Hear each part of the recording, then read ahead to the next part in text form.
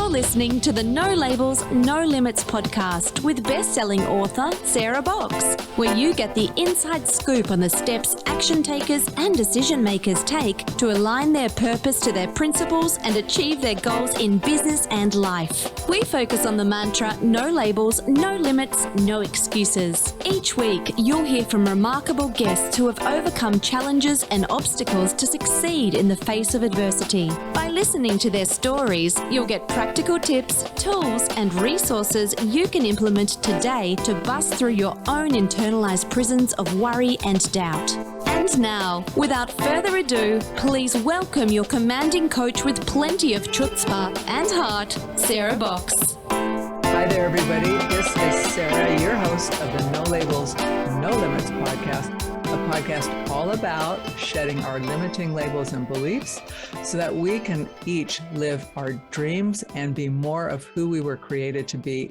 in this world. And this week, we are joined by Mindy Drewer. Now, let me tell you a little bit about Mindy. She's a mixture of a lot of different experiences, as are we all. So not only has she been a pastor's wife for 25 years, 11 of those doing youth ministry. So think about the breadth of experience here she has. She has a degree in theater. Youth ministry works there nice. She's been a director of a childcare center for 10 years, and she is currently reading The Enneagram for Spiritual Formation by A.J. Sherrill. And that is always of interest to me to find out what are people reading and learning from. And her purpose is to guide those she serves into joy and freedom. So take a breath with that one, just feeling like you're being guided into your own joy and freedom. That's Mindy. As an Enneagram coach, she does this specifically through using a typing tool that really helps release us from dissatisfaction, self-condemnation, and shame. And that's how our gateway into joy and freedom. So it's this same tool that actually opened the doors for her to break through her own limiting labels and beliefs. And she says that throughout her life. Actually, let me ask you guys to pause who are listening and see if you can relate to this. This may tell you a little bit about something about yourself. Mindy says that throughout her life, she constantly felt the burden of trying to please everyone and to do everything right. Heavy burden, and that included her teachers at school, her supervisors at work, and even the preaching and learning at church. She says she's always experienced some level of anxiety about the consequences of getting it wrong. Phew, heavy load, Mindy, to bear. But finally, she reached her own point of dissatisfaction, and that's where she made a change. She decided there had to be something more. So today we're going to dig into that with Mindy and also what she has learned since that time. We're going to find out more about what was the point she made the change, how understanding her Enneagram type, the why behind her thinking, believing, and acting has made a difference for her. And then something folks don't always consider with the Enneagram, and that is time stances. So I'm going to ask Mindy to speak more on that. And then she has a great tagline, which I'm not going to share with you yet, but I'm going to ask her how she came to it because it so much resonates with me. But ultimately, Mindy truly hopes that we each can see from her journey and the Enneagram how we can each grow into our best self. So with all that, let me now welcome today's guest, Mindy Drewer. Welcome, Mindy. Thank you so much. I'm excited to be here. I've been looking forward to talking to you. I always have the privilege of reading a little bit more about our guests before they come live, and I start getting really excited, like, ooh, I can't wait to find out more. And even with that little background, I could go in so many directions. So I'm going to stay focused. You know, okay. You've got a long path behind you of learning and growing. So let's start with this. Would you share a little bit of your story? Like what led up to that point at which you said, I have to make a change? One time I was in a Bible study and we were sharing, going around the circle and sharing. And what I kept hearing from women who were in their 60s, 70s, 80s, was how much shame they felt and how much burden they felt. And I knew that I felt some of that as well, but I thought, man, these are women who have been Christians for years, who have, dedicated their lives to Christ and been doing Bible studies. This wasn't a new Bible study for them. They've been doing them for 40, 50 years. Why are they feeling this? What is that? Why should we continue to feel that? And that's really when I started saying there's something wrong here with the way that we are approaching, the way that we are expressing God's grace to people, putting so much burden on one another. And the Bible just talks so much about God's grace and his desire for us to be free of those burdens. But, I think that sometimes as Christians, we want to put a burden on others so that we sort of make a reason for you to need Christ, right?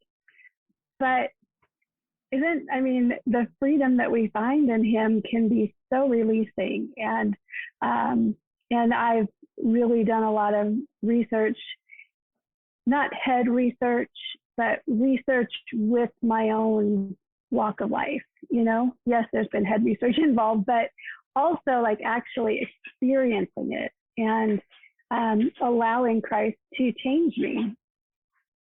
So that I am a 5. So I think everything comes in through the brain, right? It's like, okay, wait a minute. Okay, that sounds really theoretical. So how because it's like, I let this happen. So I'm imagining other listeners are going, okay, I kind of get that you made a huge pivot. Right. But how did that happen? Like, what were some of your first steps or even some of the challenges? Because I can imagine here you are in a group. People have been doing this for years. You're basically thinking there's a different or possibly better way to actually live this. I think I'll just upset the apple cart. How did that go for you? So my husband is a pastor, and he was going through a lot of similar ideas at the same time I was. And so, and he's got, more of a background of education and finding books and constant support from other pastors and stuff along that line. At the time, our conference, that we're part of the Free Methodist Conference, and our conference was encouraging soul formation, connected to Soul Formation Academy. There was a lot going on at that time with people that we knew. And so I got together with someone that I knew had gone through the Soul Formation Academy, and she directed me to some books to start with. And I was so thrilled with those books. I kind of started my own little Bible study that ended up including the books. And some people weren't very interested in that, but I found a small group of women that were very excited in the same way that I was. And we got together for several months and spent time just in the books, in the Word, listening to Christ, but also practicing it during the week, taking what we were learning and then talking about it with one another and encouraging one another and having action steps for the next week. The next year we moved, my husband and I moved to a different town, and I had the opportunity to attend the Soul Formation Academy myself. And that was wonderful because then I was getting the book learning and the head learning along with the heart learning, because it was very interactive. We were partnered up so that we had triads that worked together and met regularly, and just encouraged one another to grow spiritually. But it was a very specific way of growing spiritually, with a direction. And that just was huge for me. That made it such a difference. And I found such a release of burden during that time and learned so much more about living in freedom. But it was a journey. It wasn't like overnight, suddenly I was freed of everything. You have 40 plus years of teaching you one way of living. It's going to take a little unlearning. So I just learned how to trust God and follow him in that journey that he had for me. So was that at the point where you were introduced to the Enneagram, or did that come after? So we were introduced to the Enneagram at the Soul Formation Academy. I did not spend much time on it. It was very overwhelming to me because there was so much. I was very interested, but we were doing a lot of other things at that time. So they glossed over it pretty quickly and moved along. During that time, I was also working at an insurance company, and I was in charge of overseeing the staff and the trainings. And so we did trainings on personality tests. And so a couple of years later, after I heard of the Enneagram, I decided to teach it. Of course, I didn't know what I was doing. So I just did this huge deep dive into the Enneagram to learn all about it so I could teach others. And it was way more than I thought it was going to be. And after having gone through the Soul Formation Academy, it lined up so beautifully with everything. And to be able to understand myself in a deeper way, a more complete way, have very specific things to address, utilizing what I had learned in the Soul Formation. It was very helpful, but it was also a great help to the people at work. So how did they experience this? Because now you've got it both in your Soul Academy or in your faith group, right? And right. Yep. So, and was the work secular or faith-based group? It was secular work. Most of our staff was Christian, so there was a little bit of crossover there, but mostly I stuck with a non-faith-based way of teaching it. And it was extremely helpful. When we did the Myers-Briggs, we had about 15 staff members, and we were about half and half with the same types of people. But when we did the Enneagram, we had basically one of every type, at least one of every type. It was all so different, and it just really brought out how, we have so much in common, and yet we think so differently. And that's where, time stances came into a lot of that as well. How I interacted with my boss really changed a lot because of what I learned there. It was really, really helpful for all of us. And I was able to spend a lot of time one-on-one with people and help them kind of work through the specifics of what they were learning through it. Let me ask you, I believe I'm correct, you're a social one with a 9 wing, correct? Correct. So yes. What was your boss's type? Do you remember? Oh, yeah. He's a type 3. And what I've learned is I really struggle with type 3s. Just I think being a reformer, I can be pretty strong in my ideas and my responses. And like you said, your first response to things is no. Honestly, that's kind of my first response too. And for him, being a 3, he's that future thinker. He wants to move forward. He gets visions and ideas that he wants to accomplish, get things done. And I was sort of his second, and he'd come to me all excited about things, and the first thing I did was put on the brakes.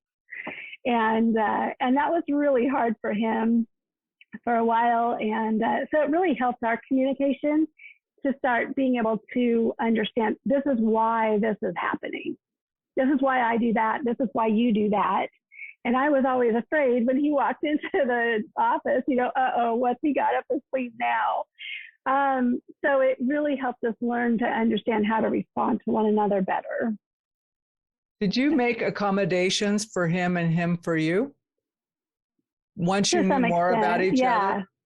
Yeah. Well, you learn the language, right? You learn how to speak to one another so that it's not so overwhelming. The way that we speak to one another, we need to help understand how they're hearing us. Yeah. So. That's an interesting, for me, that has been a huge takeaway, right? Because you think until you get a different perspective, and the Enneagram is very nuanced in its many perspectives. Yes. It just seems like, doesn't everybody think that way? You know, Exactly. I have learned not to say no out loud. Right. Because I'm thinking, Yeah. I recognize it as a fear response. I just want, I want to make sure you're not taking anything away from me, especially my time. And so now I just pause and then I go, could I say yes to this? And is this actually going to happen, or is this just someone chatting? Right. And then I just go, wow, that sounds super interesting. And I pause. I don't say yes or no, but honestly, I have caused some friction by saying, I don't like that. Or I think, I don't know. Right. Or even doing a facial expression that communicates the same thing, like no. So, especially with future thinkers. Yeah. I'm married to one, and I did not understand how that affected him, because I would not necessarily say no to things, but when he would have great ideas, I wouldn't be thrilled about it. And you wouldn't champion his great idea. Right. And, because I need time to process it.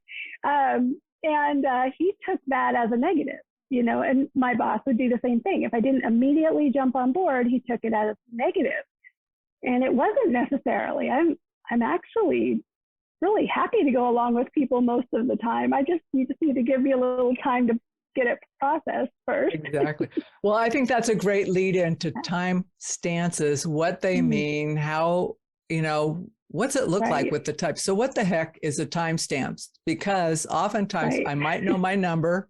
I might even know some of my motivations and stuff, but time stances affect us. Yes.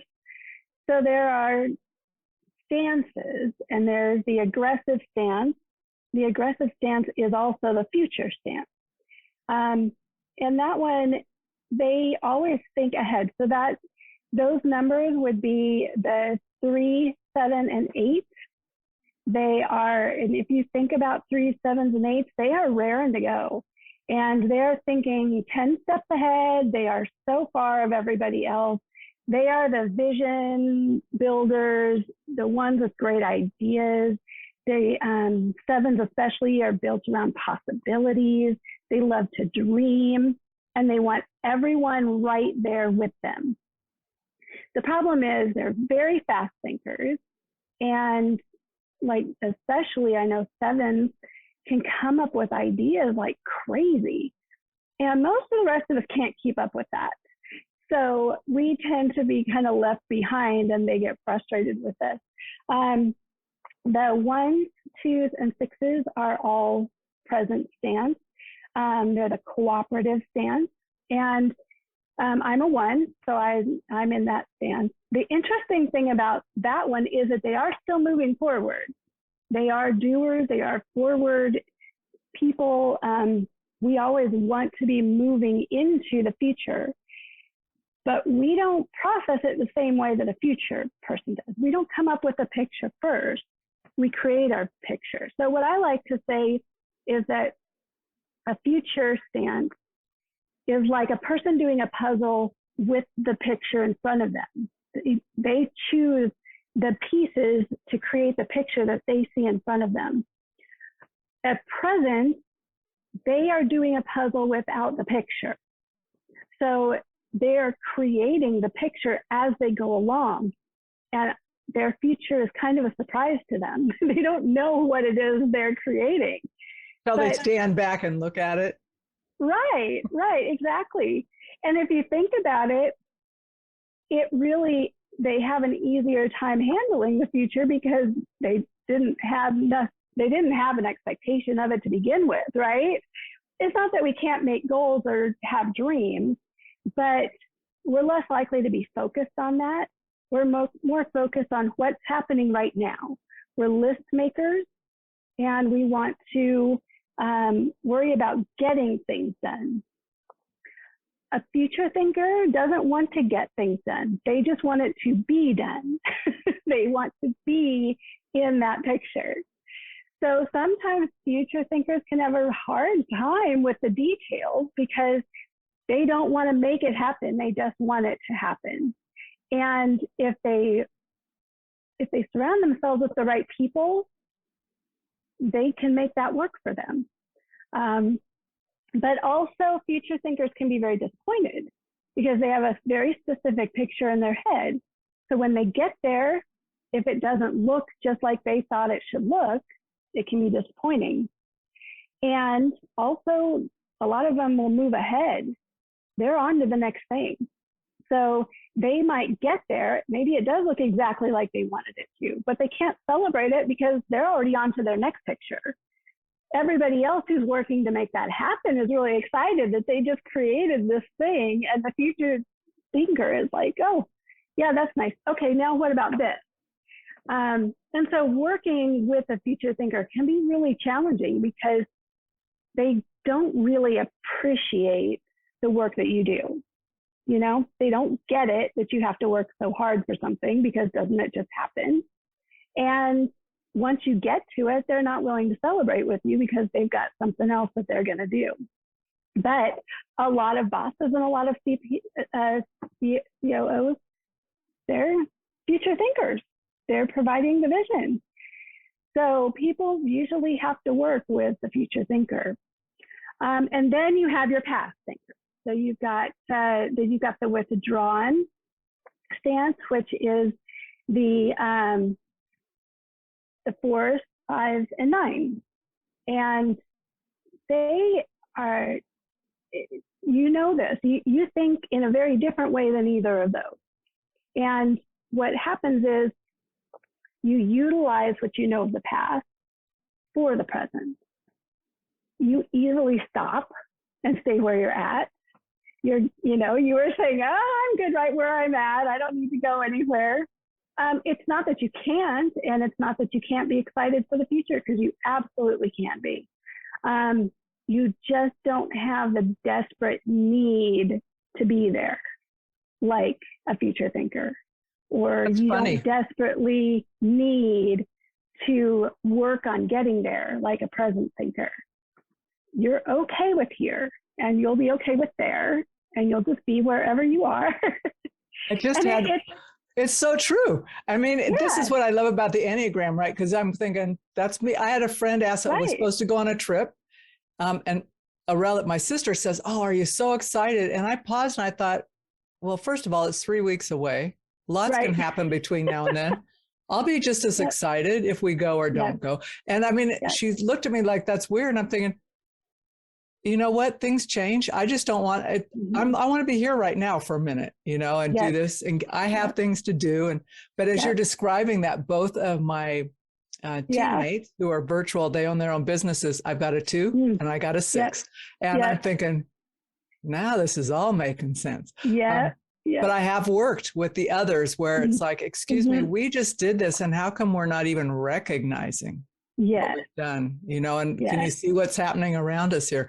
So, but that's why I think the time stances are such an important overlay, because it's like, whoa, that person hasn't even caught up yet. Yeah.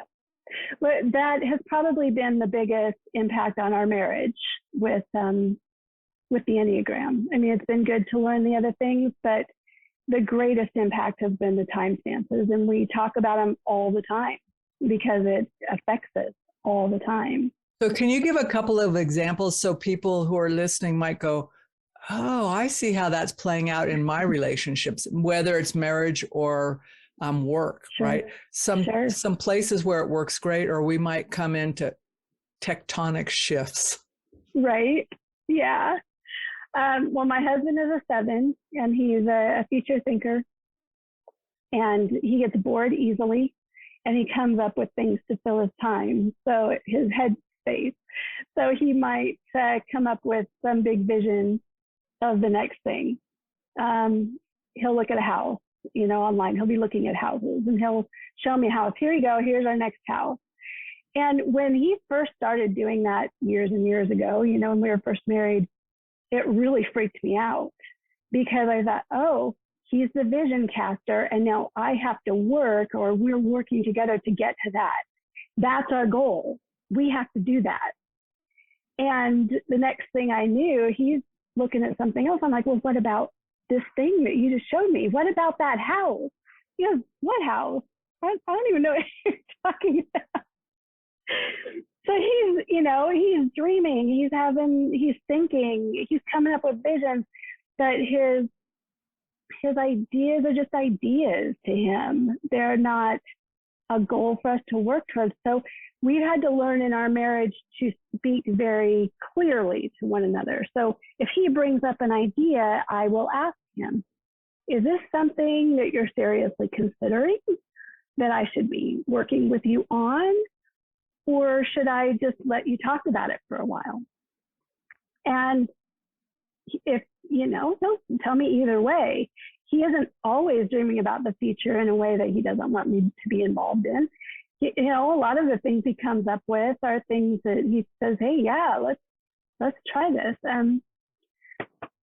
So for me, I've had to work on, how do I work with him, because I'm such a go-getter that I just want to pick it up and run with it. But how do I let him do his thing his way?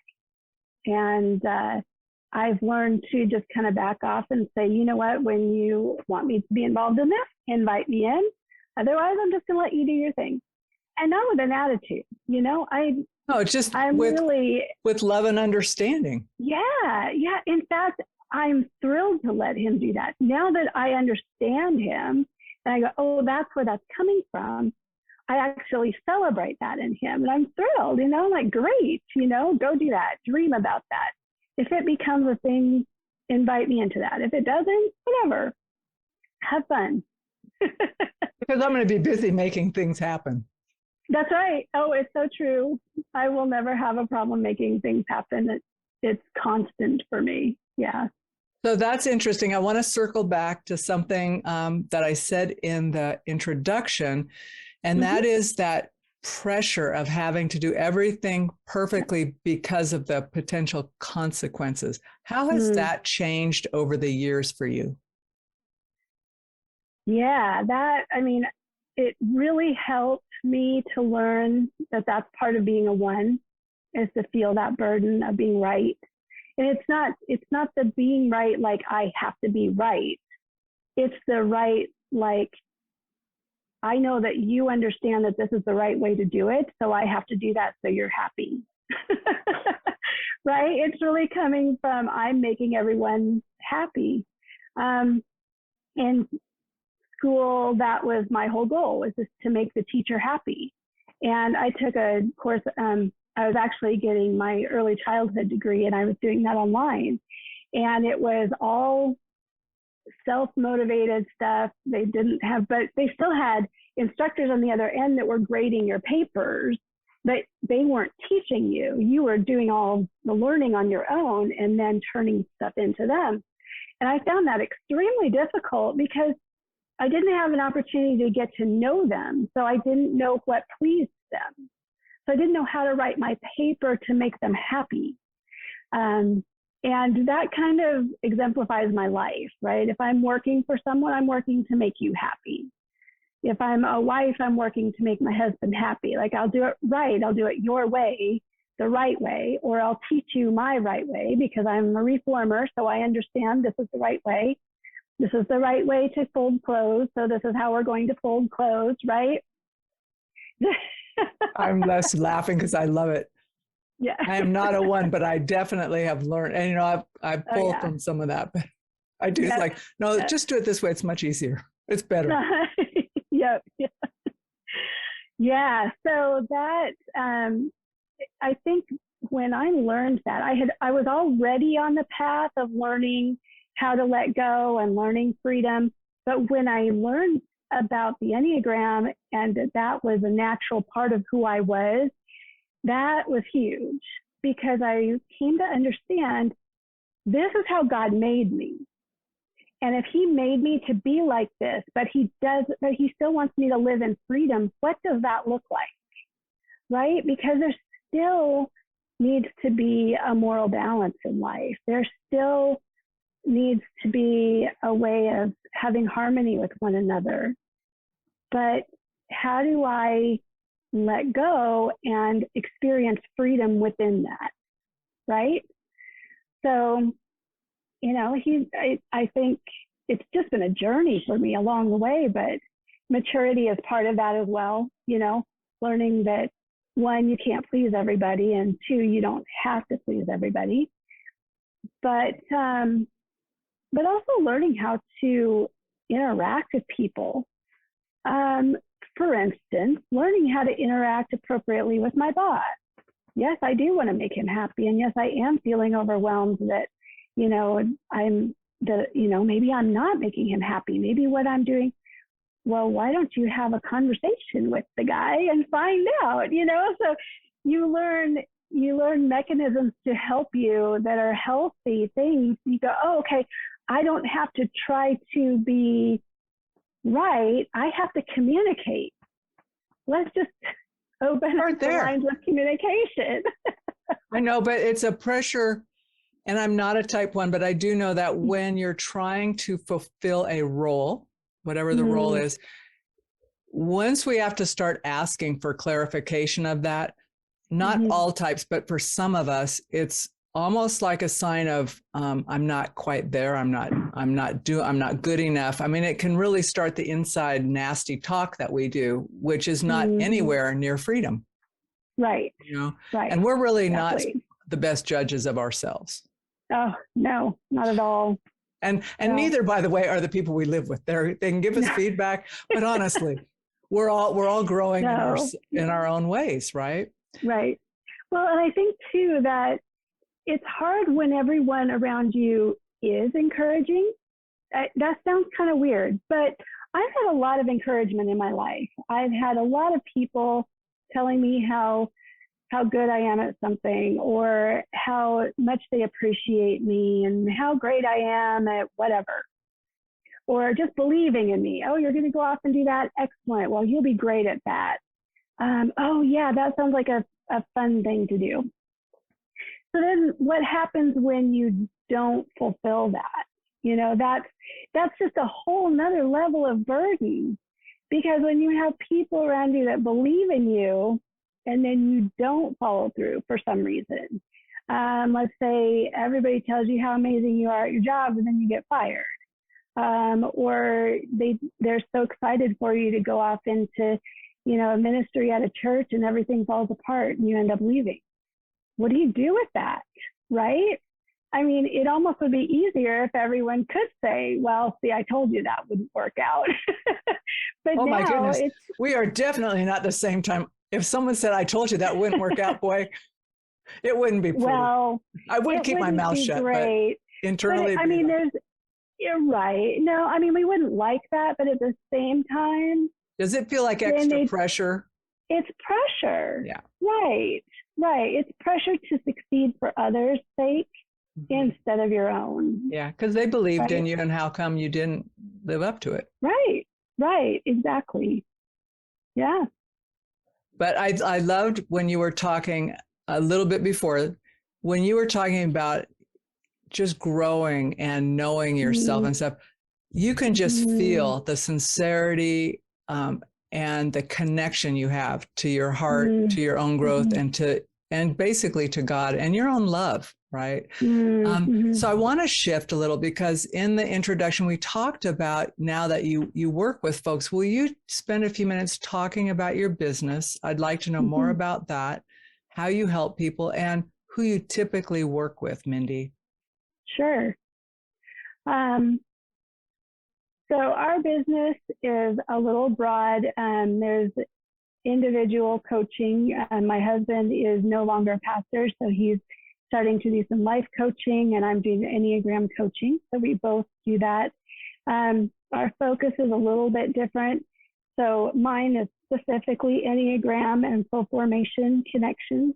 And so we walk through the 6-week step that I went through the Your Enneagram Coach training. So we're going to do the 6 weeks of that Enneagram coaching. And then that helps people just learn the Enneagram in general and about themselves within that, and what that looks like, and start to get to know themselves. Then after those 6 weeks, you pretty much decide, where do you want to go from there? Do you want to continue? Do you want to go down some life coaching? Do you want to add in some soul formation to that, and just get to know yourself within your relationship with God. So that's the individual. We also provide group Enneagram training so we can do events. And we're also open to speaking at, short times at other people's events, doing retreats. My husband, of course, as a pastor, is a public speaker, and he is happy to speak at churches and various other things. And our desire is just to really bring that freedom to people, that bring back joy and freedom to people in a way that we don't feel like we could do. When we were in the workplace and in the church, there was just so many other kind of restrictions about how to do things, or just a lot of other things to do, because that's not what you're there for when you're at work, right? So that's really what we want to do, is have full focus on helping people get to know themselves, for relationships, for their relationship with God, anything that we can do to promote soul health. Soul health. Okay, now my second to last question is, will you share your tagline and how you came up with it? Yes. Our tagline is "Embrace the Adventure." And that is something that just came to me in the last few months, as we have been through a lot over the years, and we really feel like our lives are one big adventure. and as a one, gosh, sometimes it's been just crazy, and God has really taken me out of a comfort zone. And when you think life's supposed to be a certain way, living the American dream, and I thought, of course, as I'm growing up, I have to have a couple of kids and be the quintessential soccer mom, and have a house and 2 cars, and all these things. I have a job for a certain amount of time, and build up a retirement, and then you have sort of this idea of what life is supposed to look like. And God's just thrown us curveballs at every step. We have, nothing has worked out like I thought it would when I was a kid growing up. And yet that doesn't mean we haven't been successful. That means success looks different. And so embracing the adventure is just saying, just live life, right? Life's going to be what it's going to be. So just embrace it. The good, the bad, the ugly, just embrace it and live it. And that's where you find your joy and freedom. Because when we're fighting it all the time and we're trying to make things happen that just aren't happening, there's just no joy and freedom in that. So learning how to do that, and that's through getting to know yourself, getting to know yourself in God, and yourself with others. It brings all of that. Mindy, I love the tagline. I love the genesis of it. And you're right. When we just fight what's coming down all the time, oh my God, the days are long and they're stressful and they're heavy. And when we just go, interesting, let's go. So let me ask you this. This is the last question. So folks who've been listening to you today, where is the best place for them to reach out, learn more about what you're doing, how you help people? What's the best place for them to find you? Probably the best place is our website. That just gives everything that we do. We do have a Facebook page, Chasing the Sky, PMD, and that's a good place to start if you would like. But it doesn't have a lot of information about our business. So really going to our website is the best place to do that. And I believe you're going to post a link to that, correct? We will, because we want people to not take notes while they're driving if they're listening to this. That's right. Yeah. Cool. Well, we'll put your Facebook page and your website as well. Let me ask you if there was one thing you could tell Wendy of 8 years old, if you were sitting down with her, what would you say to her? Life's going to be okay. Just enjoy it. I was a very anxious little girl. So I would tell her, embrace the adventure. You know, it's all going to happen anyway. Just embrace it. Oh, that's so freeing too. Right. Well, Mindy, thank you so much for being on the podcast. I just really enjoyed what you shared with us, but also just kind of your own journey and how you kept growing and making sense out of the moment. And just how you learned to communicate better in both your home and at work. You've been listening to the No Labels, No Limits podcast with best-selling author, change agent, and strategic vision coach, Sarah Box. You can grab the show notes and find out how to work with Sarah at sarahbox.com/No Labels, No Limits podcast. We'd love this podcast to reach as many people as possible. So please remember to rate, leave a 5-star review, and share the podcast with someone you think would get value from this conversation. Until next time, keep taking those daily action steps to align your purpose to your principles and achieve your goals in business and life.